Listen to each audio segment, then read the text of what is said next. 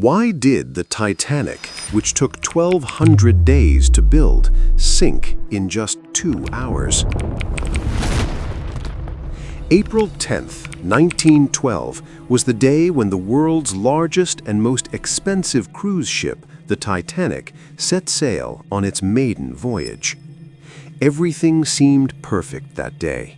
The Atlantic Ocean was extremely calm, and there was no chance of a storm. 1,500 passengers had already boarded the ship, and millions of people were following news of the Titanic's first journey. Neither the millions who waved goodbye nor the crew of the Titanic knew that the ship about to depart would soon face the worst disaster in maritime history. 6 major mistakes were made during its construction and operation, mistakes that ultimately led to the Titanic's tragic end. Peace be upon you once again. In today's video, you will learn about the most expensive, most luxurious ship of its time, and the 6 mistakes that, if avoided, would have made the Titanic famous not for its destruction, but for its success. Even Captain Edward Smith, who had over 40 years of experience, failed to notice these mistakes. Not only him, the White Star Line, which had experience operating more than 100 ships, also overlooked them. Even the manufacturing company, Harland & Wolff, which had built hundreds of ships before the Titanic, failed to detect these flaws.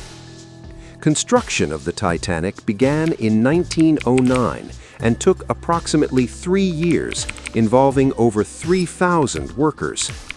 After immense effort, the Titanic was finally completed. Although construction was finished, testing was still required. The builders were overjoyed when the Titanic successfully completed its first test run. After this, it was marketed worldwide with the headline, "The Unsinkable Titanic." The maiden voyage was scheduled to depart from Southampton, England at 12 p.m. on April 10, 1912, with New York, USA as its destination.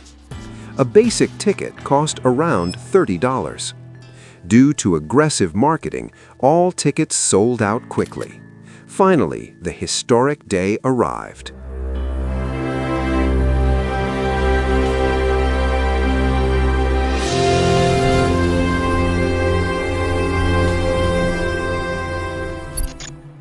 Mistake number 1 was about to occur. At exactly 12 p.m., the Titanic began its maiden voyage. Captain Smith was under strong commercial and reputational pressure to maintain schedule and speed. To reach New York on time, the captain kept the ship's speed extremely high from the very beginning. Because this was the Titanic's first voyage, failing to arrive on time would have severely damaged its reputation. Any machine, whether ship, car, or aircraft, has speed limits. Ignoring them causes stress and vibration in the structure. Mistake number 2 followed soon after. 3 days had passed. Apart from brief stops in France and Ireland, the Titanic had been continuously sailing for nearly 72 hours. It was now the evening of April 14, 1912. There was silence everywhere, and visibility was reduced due to darkness and calm seas. That same night, other ships sailing nearby warned the Titanic via wireless about icebergs in the area. Experts believe these warnings were sent multiple times, but due to operator workload and negligence, the messages were never properly delivered to the bridge. This oversight became a critical turning point in the Titanic's fate. Because the Titanic was the first luxury ship of its kind and many VIPs were on board, comfort took priority over caution. If the warnings had been taken seriously, history might be very different. Mistake number 3. The ship continued at high speed despite iceberg warnings. Although lookout cards were alert, they lacked one crucial tool: binoculars. Without them, spotting icebergs from a distance was impossible. When the watchman finally reported an iceberg the size of a football field directly ahead, it was already too late. Mistake number 4 occurred at the moment of impact. Icebergs are common in the Atlantic, and large ships often handle them successfully. Captain Smith ordered the engines to stop and attempted to steer away. However, the distance was too short. Experts later concluded that some of the ship's rivets, especially in the bow section, were made of lower quality iron instead of steel. In freezing temperatures, these rivets became brittle. When the iceberg struck, the rivets snapped under pressure, opening gaps in the hull. Mistake number 5. Water began flooding the lower sections of the ship.